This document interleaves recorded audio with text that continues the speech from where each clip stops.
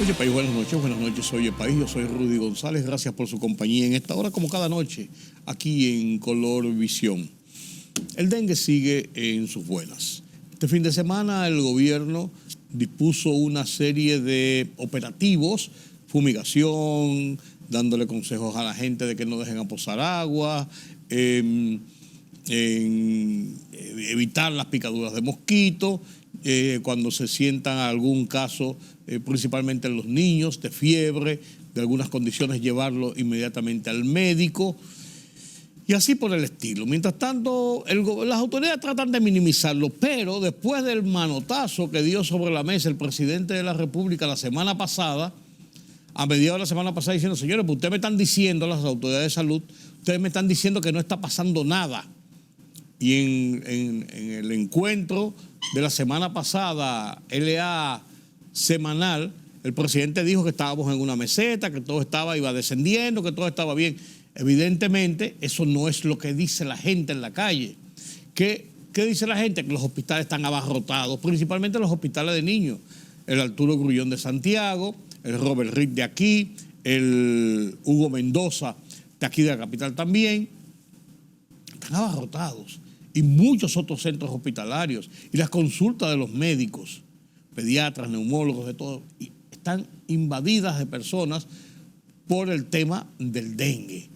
Hay un brote importante del dengue. Yo no sé si se le llama epidemia o qué, pero es importante del dengue. Que quieren, y es verdad que han querido minimizarlo, la salud pública no decía nada, y la gente quejándose, hasta que comenzaron a dar unas estadísticas que evidenciaban que no eran ni actualizadas ni reales.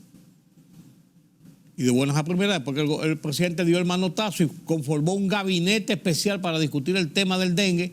Entonces salió Salud Pública, andan todos en un periplo, como si anduvieran en una hora santa. En todos los programas, aquí estamos nosotros, vamos a dar información. Mientras tanto, nadie quiso hablar en el ministerio. Ya vamos por aquí, por allí, relaciones públicas que no funcionan.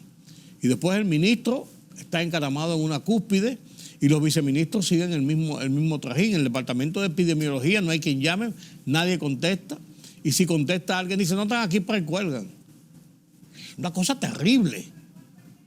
Ese es uno de los ministerios ineficaces del país, que han tenido que nombrarle gabinetes y ha tenido la autoridad máxima que asumir los controles de situaciones para poder enfrentar los problemas de salud del país.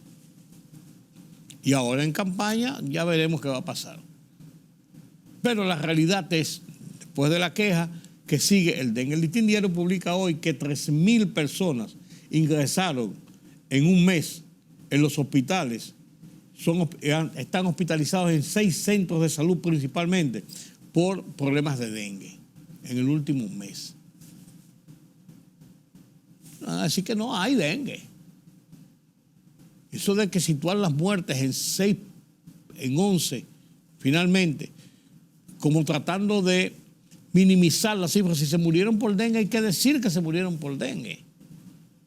No, que hay que investigar, hay que averiguar, porque una gente se puede morir de otra cosa, aunque tuviera dengue y no fue de dengue. Y entonces, cuando un hospital es así, dice, certificado médico, causas de muerte, dengue.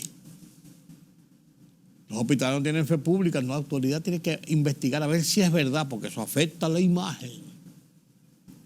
Tremendo disparate, señores, tremendo disparate. La situación es la situación y la realidad es la realidad. Con esconderla o pretender esconderla, no solucionamos el problema. Al contrario, hacemos un flaco servicio a lo que espera la ciudadanía, la población, de los funcionarios, del gobierno, del Estado.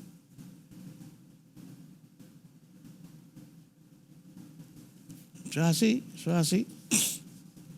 En lo que sí estaban esta semana, este fin de semana, fue en política abierta. Queda una semana a partir de este fin de semana pasado hasta el fin de semana próximo, una semana, porque el día 29 deben cerrar todas las asambleas y deben estar escogidos todos los candidatos, con excepción de los que se hicieron reservas para las negociaciones en las alianzas. Después todos los demás candidatos tienen que estar escogidos y presentados ante la Junta Central Electoral, que está dirigiendo, supervisando, chequeando todas las convenciones de los partidos donde se aprueban, se juramentan, se escogen a esos candidatos, o sea, por el mecanismo que sea.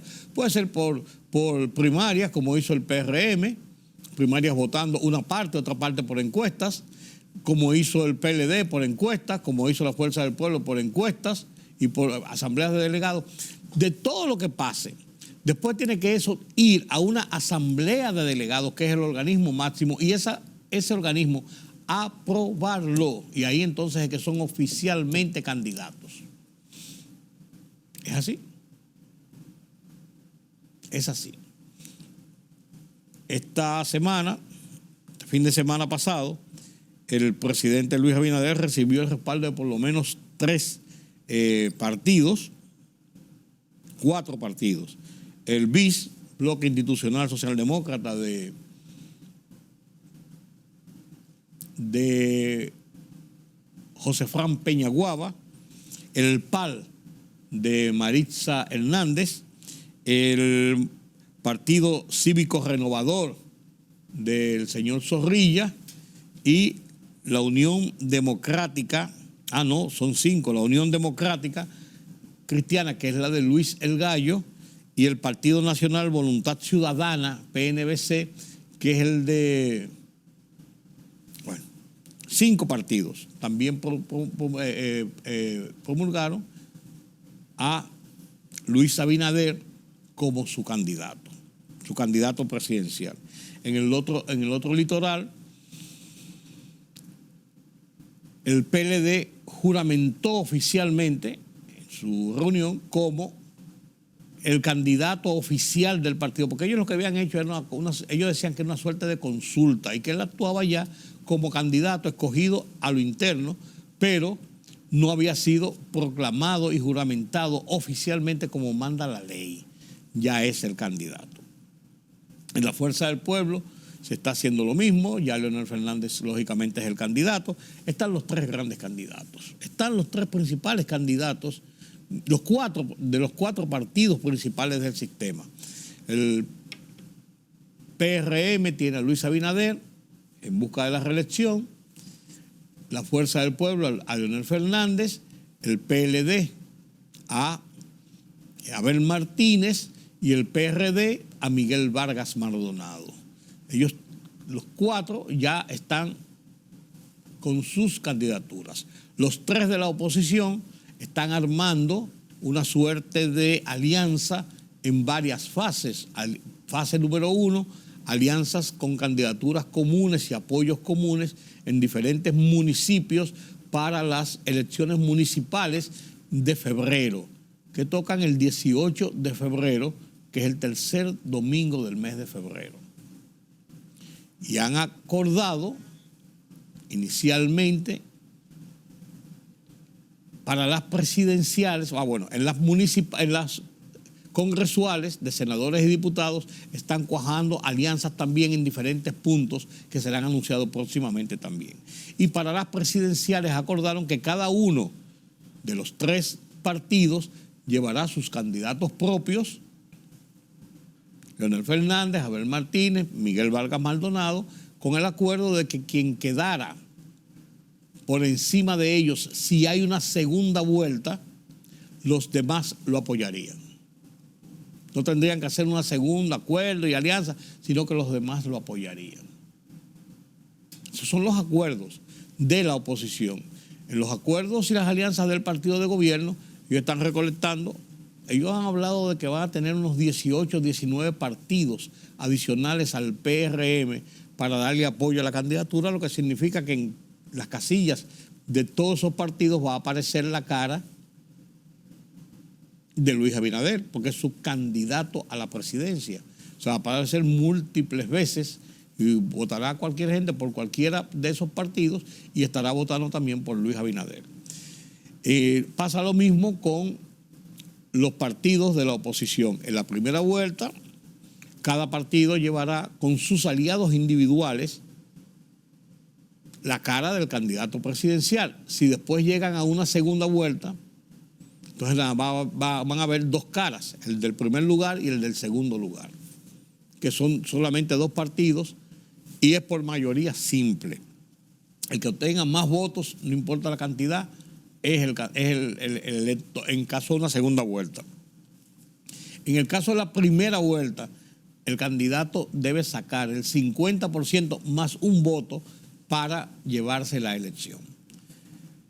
Visto esto, este es el panorama ya de cara al proceso y hay que esperar que después de la entrega al final de este mes de las candidaturas, el mes de noviembre y el mes de diciembre son meses de estructuración y de organización hacia la campaña o las campañas electorales, primero para las municipales y luego para las presidenciales y congresuales.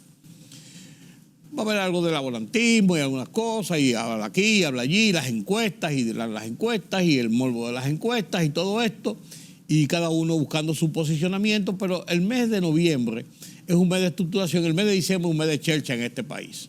Se hacen campañas y eso, y una cosita, y distribuyen y regalan funditas aquí, y otros regalan bonos, y otros regalan cajitas, y otros no regalan nada. Lo mismo de siempre, lo mismo de siempre. Lo mismo de siempre. Pero desde que arranque el mes de enero, que aunque es un mes como de resaca, no es menos cierto que va a estar a un mes y pico de las elecciones municipales y va a haber un gran laborantismo hacia las elecciones municipales, los candidatos a alcaldes y regidores, pero también eso va en consonancia con toda la estructura hacia las elecciones presidenciales y congresuales del mes de mayo. Porque hay quienes aseguran, gente ducha en la política, que sin febrero no hay mayo, indicando que lo que pase en febrero es una proyección de lo que podía pasar en mayo, o indica más o menos cuál es el nivel de aceptación de los diferentes candidatos, partidos y propuestas hacia las elecciones presidenciales y congresuales. Interesante. Uno ve las cosas muy lejos, pero señores, desde noviembre, desde el 1 de noviembre, van a faltar noviembre, diciembre, enero, o sea, van a faltar 3 meses y medio para las elecciones municipales, febrero, marzo, abril y 6 meses y medio para las elecciones presidenciales. O sea, estamos ya a boca de urna, por así decirlo, para que se cumpla el proceso electoral. La Junta ha seguido fortaleciendo toda su plataforma, todos sus sistemas, reuniones con los delegados, con los delegados técnicos, armando toda esa carpintería necesaria que tenía que cumplir el primer tramo en el que estamos inmersos ahora, en el mes de octubre, que son las primarias, y después la estructuración y organización de las votaciones de febrero y mayo, de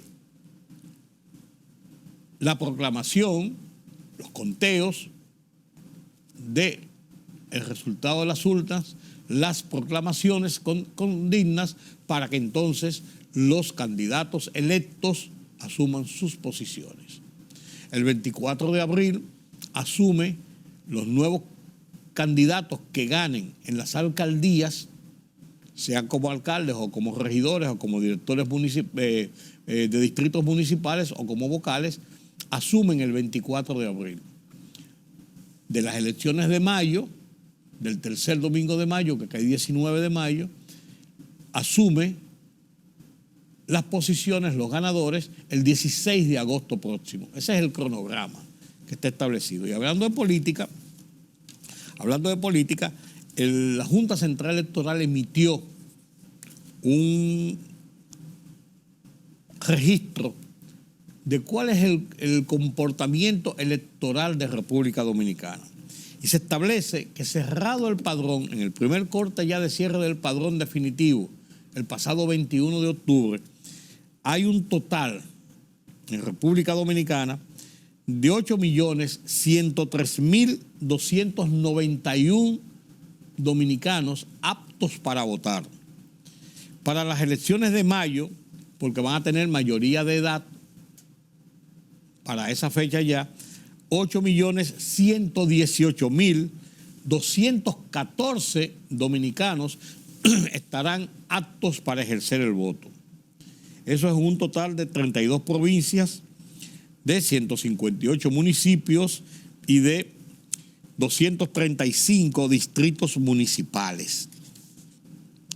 Ese es el promedio. 8.103.291 para el mes de febrero para las municipales y 8.118.214 para las de mayo. De los cuales, miren qué interesante esto, señores.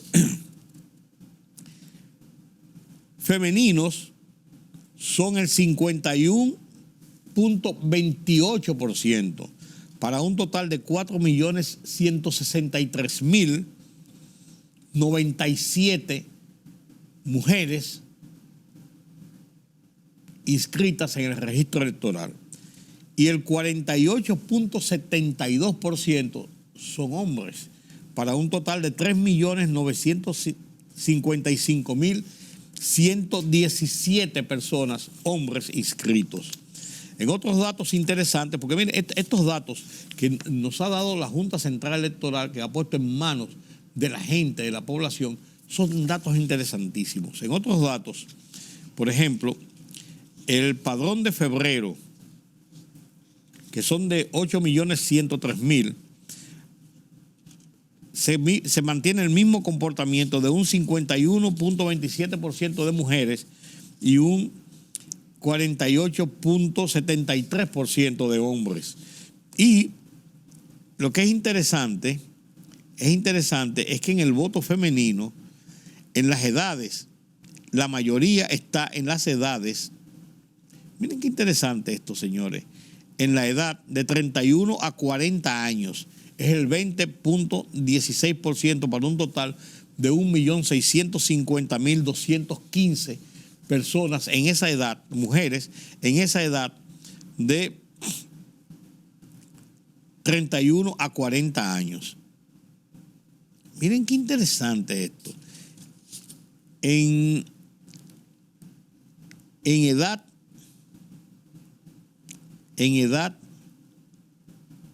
le sigue de 41 a 50 años de 1.444.000. Y en edad, en edad de 51 a 60, 1.256.000, y ahí sigue reduciéndose. Qué interesante esta cifra. En cuanto a los electores, son los electores femeninos, total de electores femeninos. Los electores masculinos, bueno, aquí están. Vamos a seguir con esto aquí. Otro dato interesante. Crecimiento del padrón electoral en los últimos 4 años. En el año 2020 era de 7.529.932. Era el padrón electoral en el 2020. Subió para el 2024 791.961 personas adicionales. Y fueron sustraídos, o sea, personas que murieron, personas inhabilitadas, 203.679. El crecimiento neto del padrón entre el 2020 y el 2024 es de 588.282 personas. Ese es el crecimiento neto. En el padrón, el registro de crecimiento para las elecciones de febrero será el neto de 573.000 nuevos votantes. Ahora, interesante esta parte. Los electores que están ubicados en las mayores provincias que tienen electores. La mayor provincia es Santo Domingo, la provincia de Santo Domingo, con 1.830.237 electores para un 22% del total de los votantes. El que le sigue, el Distrito Nacional, señores, tiene la mitad, 918.405 para un 11.31%. Y después le sigue Santiago, más o menos similar, con 916.294 electores para un 11.29%. Después San Cristóbal con un 5.84%. La Vega con 4.45%. Puerto Plata con 3.43%. La provincia de Duarte con 3.39%. San Pedro de Macorís con 3.6%. Espaillat con 2.63%, La Romana con 2.53%, San Juan de la Maguana con 2.46%, la provincia de la Altagracia con 2.42%, y así sigue bajando hasta llegar a la última provincia, que es Pedernales, que apenas tiene el 0.26% de los votantes.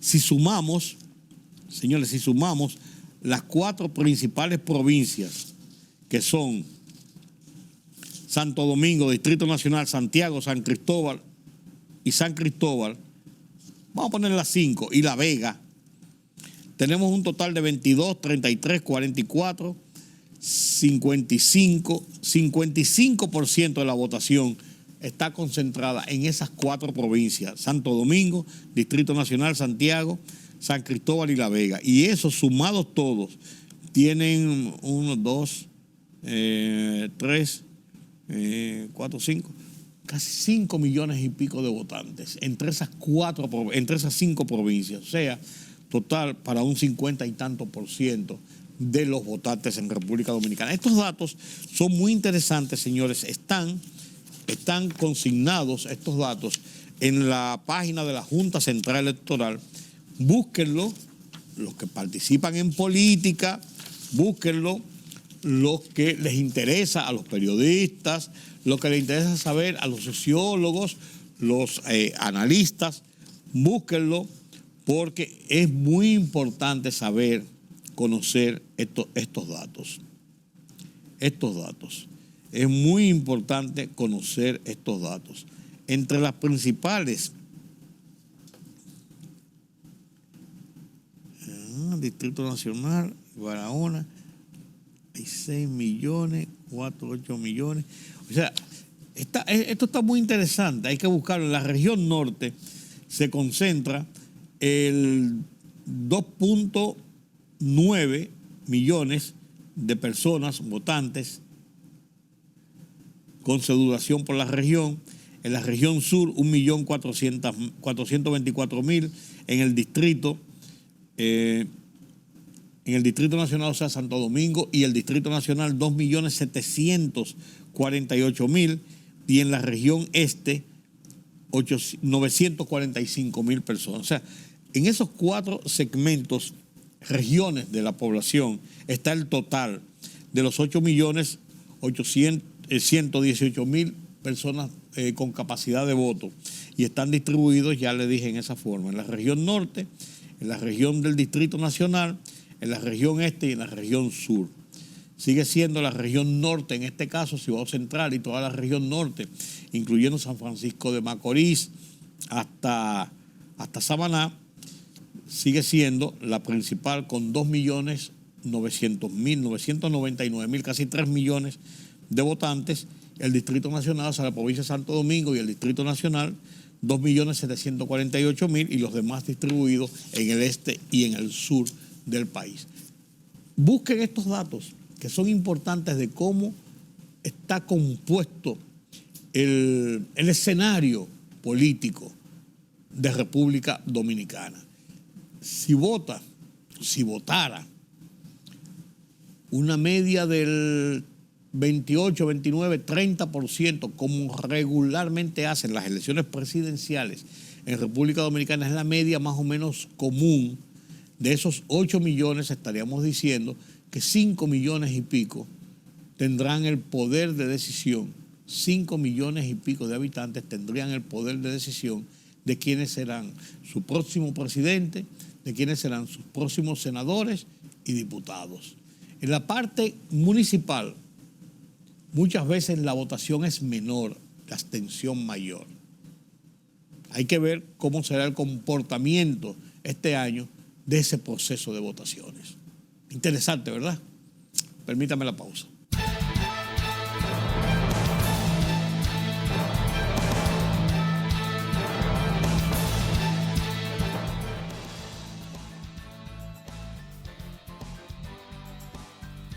Iglesias haitianas realizaron un acto para recaudar fondos para terminar la construcción de un canal que busca desviar aguas del río Masacre, frontera natural entre el país y República Dominicana, cuyo gobierno lo califica de ilegal y ha adoptado una serie de medidas en señal de protesta. La construcción del canal es una señal de que un nuevo Haití es posible, declaró el pastor Jean-Baptiste Jean-Claude, parte de la organización de la actividad, quien también incluyó conferencias sobre este tema que mantiene enfrentado a ambos países, que han denunciado el tema ante la Organización de Estados Americanos, OEA. De acuerdo al padrón de la Junta Central Electoral, 8.103.291 dominicanos podrán ejercer su derecho al voto en las elecciones municipales que se celebrarán el próximo 18 de febrero de 2024 y para el 19 de mayo de ese mismo año en las elecciones presidenciales, senatoriales, diputaciones y diputados de ultramar estarán hábiles para votar 8.118.214. En un informe del organismo rector de comicios, se resalta que las mujeres lideran el registro electoral ascendiendo a 4.163.097 votantes, con un 51.28%, en tanto los hombres registran 3.955.117 para un 48,72% del padrón electoral. De acuerdo a un informe presentado por el Ministerio de Salud Pública, donde recoge los datos de la semana epidemiológica de la 38 a la 41, se destaca que más de 3.000 pacientes con sospecha de dengue han sido hospitalizados en conjunto en los 16 centros de salud que más demanda tienen durante la actual epidemia que afecta al país, de los cuales 9 han hospitalizado más de un centenar cada uno de los pacientes con signos de alarma por la enfermedad. La Oficina de Atención Permanente de Santo Domingo Oeste dictó prisión preventiva de 18 meses como medida de coerción a 4 de los 7 imputados en la operación Búho por un supuesto fraude de 2.500 millones de pesos en la cooperativa de ahorros y crédito COP Herrera. La decisión la tomó el juez Máximo Roa contra Jorge Eligio Méndez, Julio César Minaya, Gabriel Santana Borcilea y Yaiser Eliacer, quienes deberán cumplir la prisión en el Centro de Corrección y Rehabilitación de Najayo Hombres en la provincia San Cristóbal.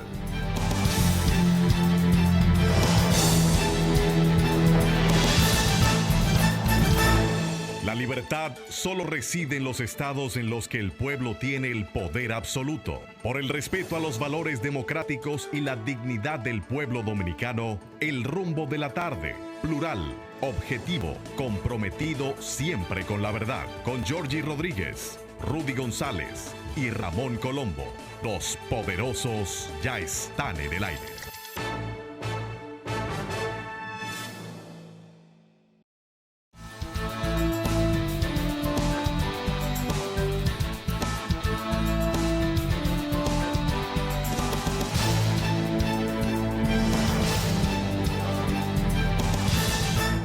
La Voz de los Estados Unidos de América en su foro interamericano presenta esta semana Medio Oriente, los retos de la paz, poniendo en el contexto lo que está pasando en la guerra desatada por los terroristas de Hamás y que ha merecido la reacción de Israel en una confrontación ahora muy desigual, porque Israel ha decidido echar la guerra y exterminar a esa parte del terrorismo en su área de influencia.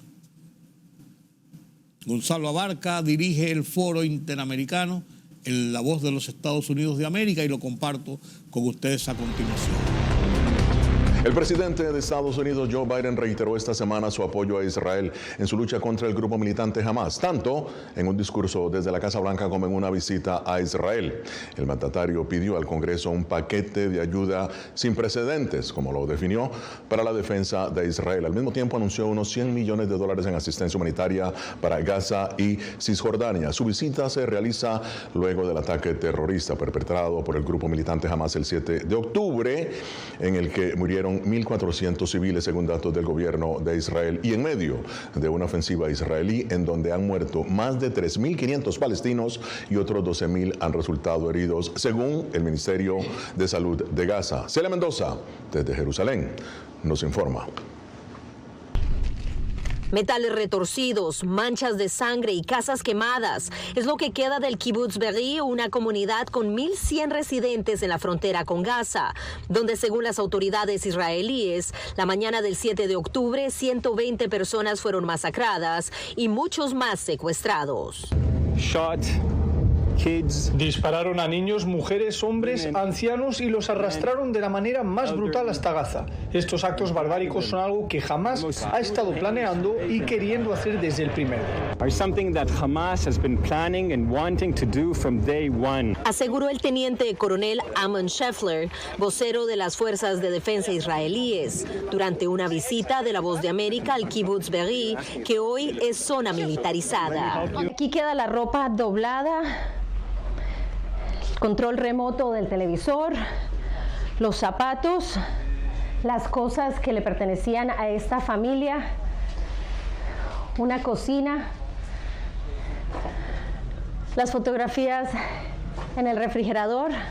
Esta es la escena que más de una semana todavía sigue aquí. El gobierno de Israel ha lanzado la ofensiva después de este ataque, que es el peor que ha tenido en su territorio, y que el primer ministro ha jurado no quedará sin castigar a los responsables. Lucharemos contra Hamas y lo llevaremos a su destrucción, porque esta es la forma de proteger a los ciudadanos.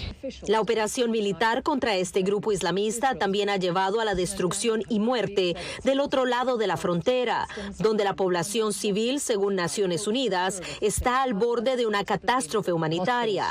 Azmi es palestino. Su esposa, 2 hijos y sus padres siguen sin poder salir de Gaza.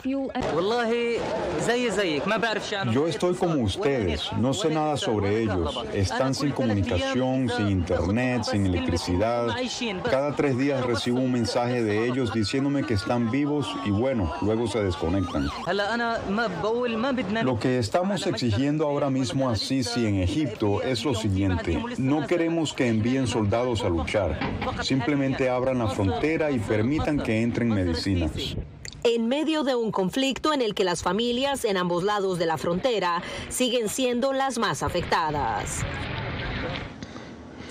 Bueno, un informe de Celia Mendoza desde Israel. Y ahora, para analizar este tema tan amplio, tan complejo, me acompaña Pablo Gatto. Él es colaborador de La Voz de América, que ha dado cobertura al conflicto israelí-palestino y ha hecho reportajes especiales en la triple frontera en Sudamérica, donde ha informado de la presencia de seguidores de Hamas y Hezbollah. Y también desde Buenos Aires, Argentina, George Chaya, especialista en relaciones internacionales y Oriente Medio, editorialista, comentarista. Bienvenidos. George, empiezo contigo. ¿Podría esta situación entre Israel y Hamas convertirse en un conflicto internacional que involucre al mundo árabe?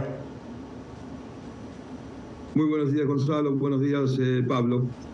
Bueno, de hecho sí, tenemos ya un escenario ampliado con varios jugadores que están involucrándose de una u otra manera.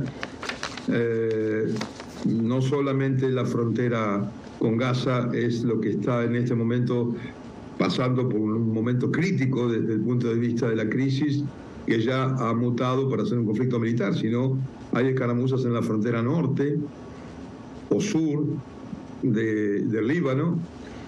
Puede también ocurrir algo similar en las alturas del Golán. Tenemos la información hoy en la mañana que un destructor estadounidense en el Mar Rojo ha interceptado 3 misiles y varios drones que supuestamente fueron disparados desde el Yemen Y esto sería lo que configura el eje de lo que Irán denomina el eje de la resistencia, ¿no es cierto? Hezbollah, los hutíes en Yemen, el régimen sirio y las tropas iraquíes de la resistencia chiita que también operan en Siria. Bien. En consecuencia, claramente pudiera extenderse, y desde luego que la presencia de la flota estadounidense, hay que contar que allí que está el portaaviones Gerald Ford, claro, con una serie de naves y una dotación que no es muy grande, pero es importante. Hay entre 2.000 y 3.000 Marines. Es importante, en realidad, efectivamente es importante. Vamos a seguir analizando un poco más sobre precisamente la situación en el mundo árabe, lo que está pensando George. Ahora voy a pasar con Pablo rápidamente. Pablo, el presidente Biden, tanto en la Casa Blanca como en Israel, dio su apoyo incondicional, ¿no?, a Israel en su lucha contra Hamas. Ahora, ¿cómo pudo el grupo Hamas llegar a representar a los palestinos de la Franja de Gaza? Pues es un panorama político un poco complicado. Tienes Cisjordania y tienes Gaza. Cisjordania está la autoridad palestina, y en Gaza, en el 2006, cuando hubo elecciones, estaba Hamas y Fatah. Fatah es más como un grupo socialista secular, y Fatah y Hamas es un grupo claramente islamista, que es una variación de los hermanos musulmanes en Egipto, que se hicieron con poder en ese país, y ganaron básicamente porque hubo una reacción muy en contra de la corrupción en el gobierno. Se hicieron con el poder, pero desde el 2006 hasta ahora no hay ningún tipo de elecciones, y hay que recordar que Hamas está declarado como una organización terrorista tanto por parte de los Estados Unidos como por parte de la Unión Europea, así que es una relación con la comunidad internacional occidental, digamos, totalmente disfuncional. Ya, bueno, muy bien. Y ahora, ¿cuáles son las raíces históricas del conflicto israelí-palestino? ¿Cómo se originó? Estefano Martínez nos lo explica.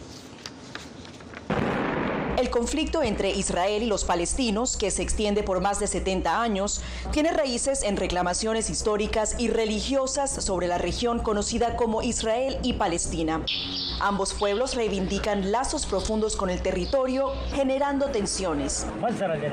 La diáspora judía se relaciona con la ocupación romana de Palestina en el siglo I. La revuelta bajo el líder judío Bar Kokhba en el año 135 después de Cristo contra Roma llevó a una disminución de la población judía, y la región fue renombrada como Siria-Palestina.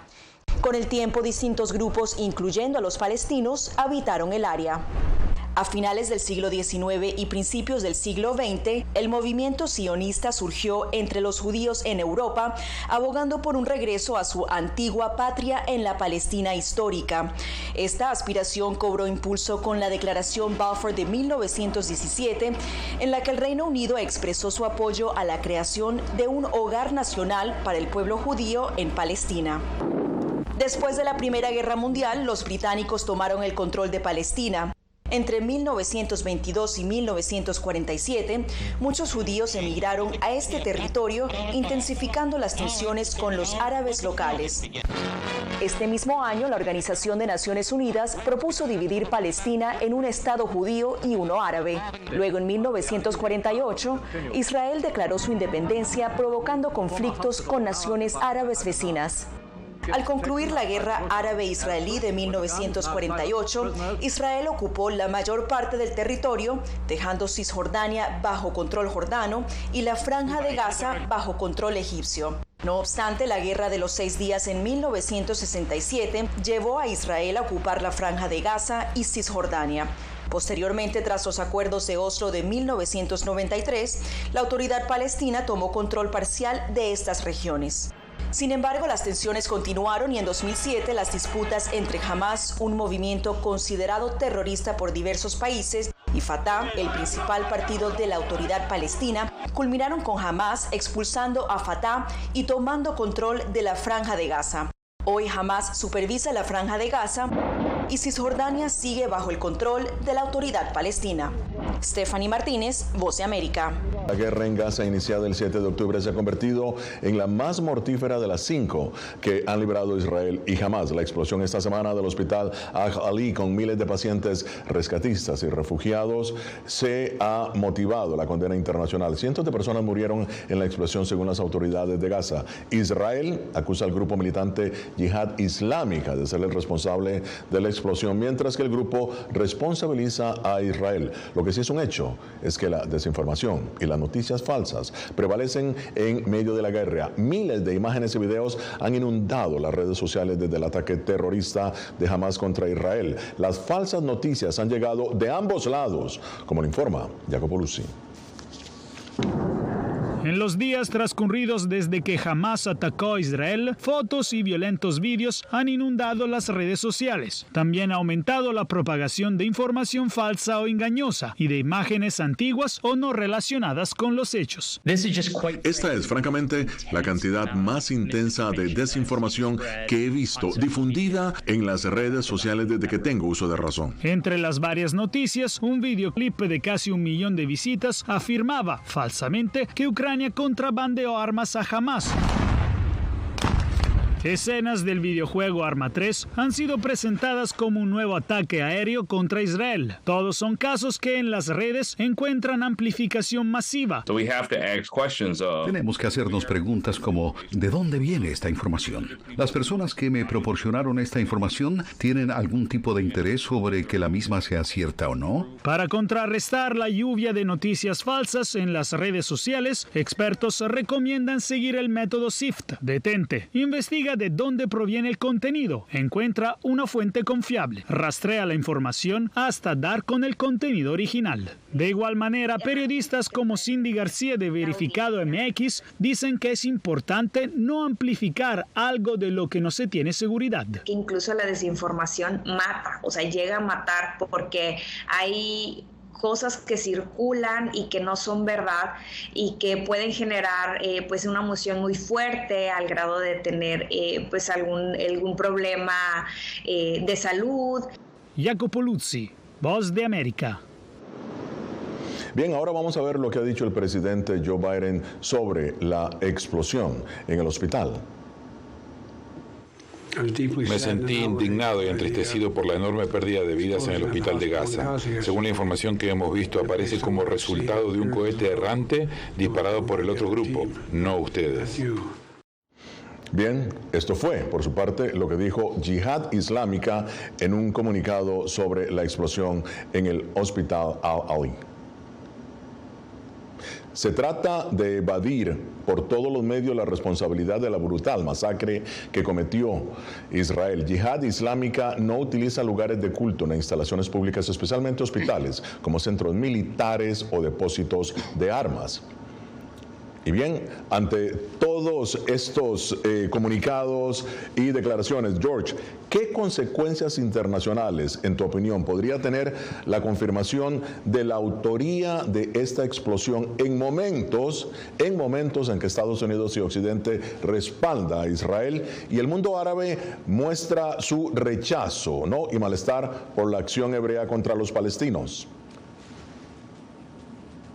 Yo creo que en principio lo que debemos poner en sitio y clarificar básicamente es este problema de los fakes. Claro. Hay demasiada desinformación y aquí estamos ante una guerra que per se es brutal y también estamos hablando de una guerra no en cualquier sitio, sino en el mundo árabe, donde todo es posible y la propaganda es un rol fundamental a través del historial de todos los enfrentamientos. Hoy no hay una guerra árabe-israelí, hay una guerra palestino-israelí entre un Estado reconocido por la comunidad internacional y una organización terrorista, y esa organización ha llevado adelante en los enfrentamientos desde la Operación Plomo Fundido 2006, 2008, 2014, diferentes armados de construcciones en materia de propaganda.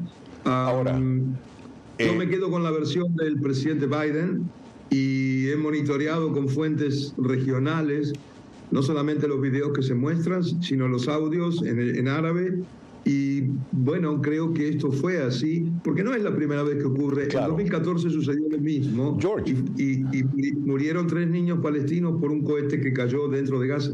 George, bueno, dices que tienes la información que te inclinas un poco por la versión que da el Departamento de Estado de Estados Unidos. Y ahora, Pablo, sin embargo, Siria y Arabia Saudí han dicho prácticamente, ¿no?, que han culpado a Israel por la explosión. Esto fue lo expresado por el Ministerio de Asuntos Exteriores de Libia. Fíjate que esto fue lo que dijo.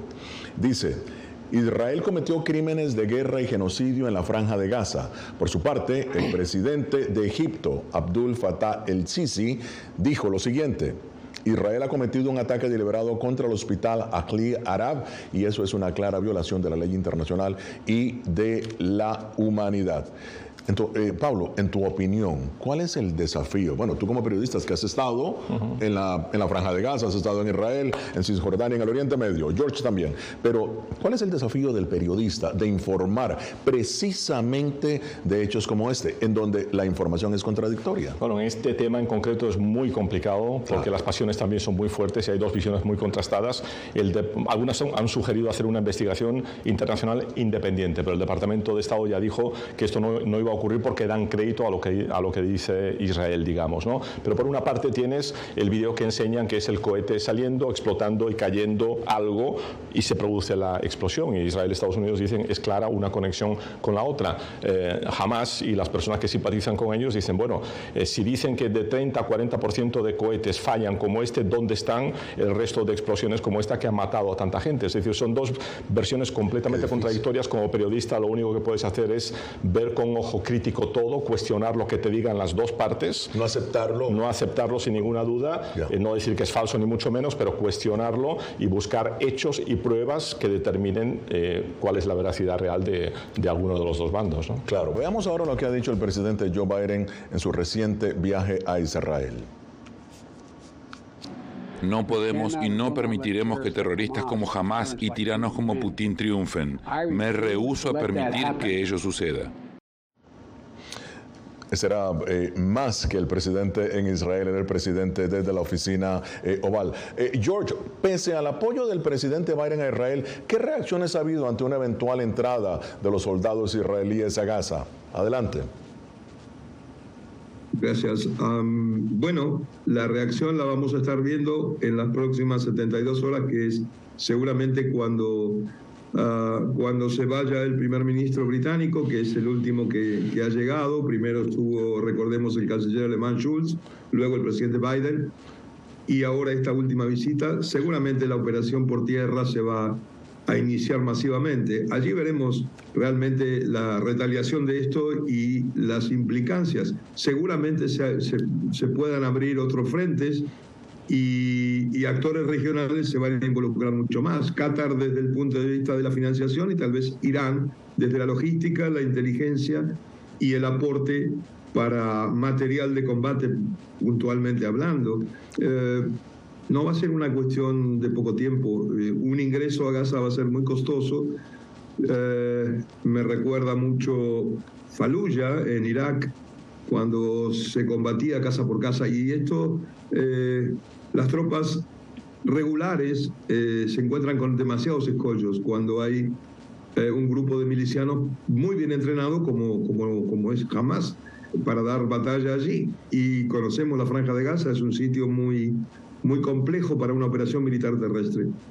Ya, bueno, muy bien. Y Pablo, las últimas informaciones sobre los rehenes, ¿qué se sabe? ¿Qué han dicho las autoridades, al menos de Israel? Pues las autoridades han dicho que piensan que la mayor parte de los aproximadamente 200 rehenes están vivos, pero siguiendo las palabras de nuestro compañero, es una situación muy difícil para Israel, porque por una parte, si matan a 1.300 israelíes, tienes que realizar algún tipo de respuesta, pero por otra parte, entrar a Gaza puede ser una verdadera pesadilla, porque jamás está preparada, especialmente con toda esta segunda ciudad de túneles subterráneos, con trampas preparadas para ellos, y también quién sabe lo que podría ocurrir con los rehenes, ¿no? Claro, bueno. George, muy rápidamente, porque tienes una serie de compromisos.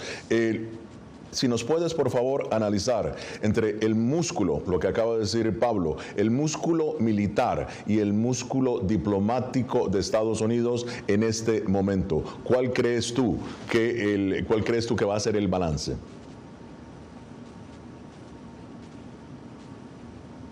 George. Perdón, pensé que estabas hablando con mi colega. No, perdón, no había oído. Brevemente, la diplomacia estadounidense no ha sido exitosa, particularmente el último año y medio, en materia del dossier nuclear iraní. La diplomacia persa ha sido muy inteligente, ha llevado a Occidente a distintas direcciones, pero en definitiva hacia ningún lugar. Irán pudo hacerse fuerte en la región y conformar este eje de la resistencia al que denomina la media luna persa, que llega al Mediterráneo oriental. Yo creo que el presidente Biden ha sido muy claro con los gestos más que con las palabras.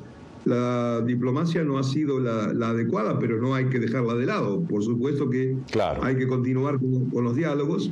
La solución, esto es una espiral de violencia sin final. Yo creo que la solución militar, en este caso los israelíes tendrán que ingresar, pero no va a ser la solución final. Lo que sí creo es que esta acción del Hamas del 7 de octubre de alguna manera ha matado la idea de los dos estados, ¿no? Y ya en la parte final de Foro de la Voz de América. Bien, Pablo, tus conclusiones sobre esta situación en el Oriente Medio. Pues yo creo que es una tragedia para ambos pueblos, para Israel y para Palestina, tremenda, y que a pesar de que hoy en día pueda parecer política ficción, la única solución, en mi punto de vista, son dos estados. No hay una solución militar. Puedes matar a todos los 30.000 militantes de Hamas, puedes crear a lo mejor 100.000 más con esta acción. Al final del día no funciona. Y para nosotros en esta parte del mundo, pues advertir que, por ejemplo, en lugares como la triple frontera entre Brasil, Argentina y Paraguay, hay mucha militancia de grupos como Hamas o como Hezbollah, que a mí en entrevistas cara a cara me han dicho estos militantes que si reciben la orden específicamente de Irán, que se inmolan en atentados terroristas contra Israel y contra Estados Unidos en cualquier parte del mundo, incluido aquí. Y hay que recordar que en 1992 atacaron a la embajada de Israel en Buenos Aires, murieron 20 y pico personas, y 2 años después atacaron al centro judío de Lamia con más de 80 muertos. Bueno, muchísimas gracias, Pablo Gatto, siempre un placer tenerte con nosotros en Foro de la Voz de América. Llegamos así al final de esta edición. Nos vemos la próxima semana con el análisis más allá de los titulares desde Washington. Les habló Gonzalo Vargas.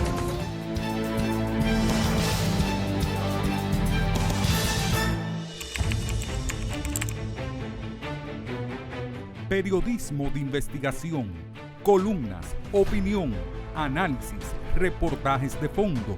Hora por hora, una completa plataforma multimedia. Periodismo con valor. Noticias horaporhora.com.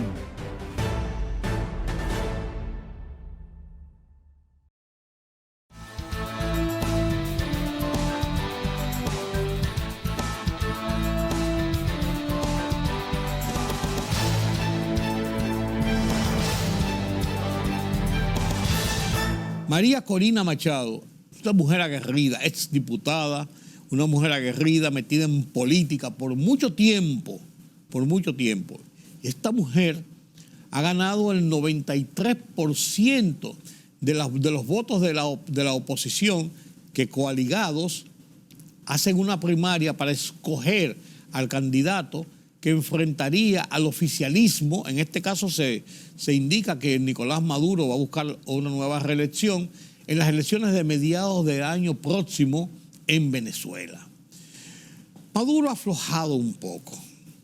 Ya han hecho algunas negociaciones con la gente con Estados Unidos, con algunas cosas ha aflojado un poco, la economía se ha mejorado y está ahí porque ya la presión del chavismo, la presión de la semidictadura que se vive en Venezuela, los encarcelamientos, las persecuciones, ya estaban llegando a un punto límite. Entonces hay elecciones el año que viene y María Corina Machado ganó y va a enfrentar a Maduro y podría convertirse en la primera mujer de ganarle al madurismo, la primera mujer presidenta en Venezuela.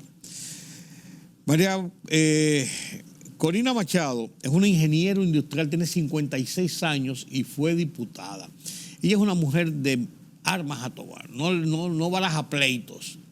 Y ha venido a sustituir los fracasos que en la oposición han tenido Enrique Capriles, ustedes lo recuerdan, después Leopoldo López, que estuvo preso y todo eso y se fue para el exilio con su mujer y su familia, dejó eso, y últimamente Juan Guaidó, que hasta fue designado presidente interino, pero que no llenó expectativas finalmente como para tener una candidatura y un liderazgo que pueda enfrentar al oficialismo. Entonces surge con este poder esta mujer que enfrentará al presidente Nicolás Maduro. Mientras tanto continúa el tema de Irak, el tema de Israel y Hamás. Irak está metido, no se apuren, porque lo tengo en la cabeza. Pero siguen los bombardeos, siguen los ataques, y estos son los temas principales de la actualidad internacional con que Pedro Vargas nos presenta las internacionales desde la redacción central de Oye País.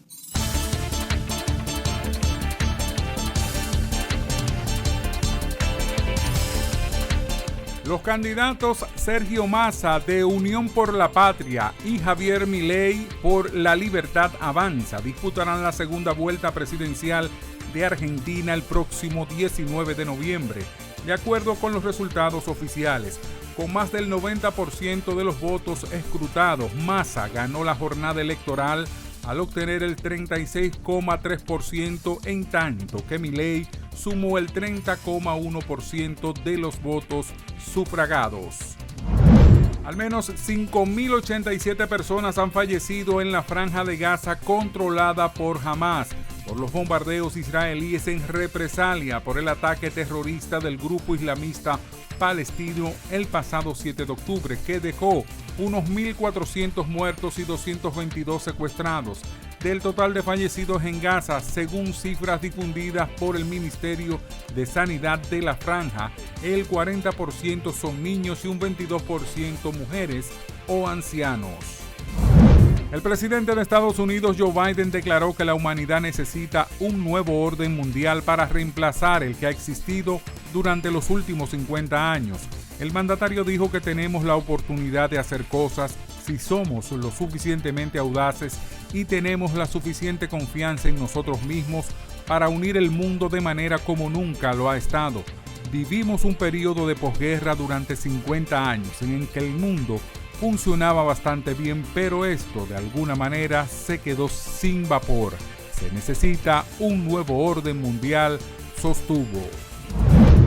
La exdiputada venezolana María Corina Machado ha agradecido el apoyo brindado por los simpatizantes de la oposición en las primarias y una vez confirmada su victoria se ha comprometido a trabajar para desalojar a Nicolás Maduro y a su régimen en las elecciones presidenciales de 2024, para la que aún deben acordarse una serie de garantías.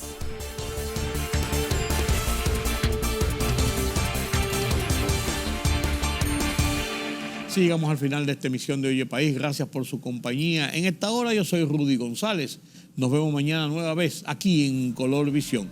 Pasen un feliz resto de la noche, un feliz resto del día. Será hasta la próxima.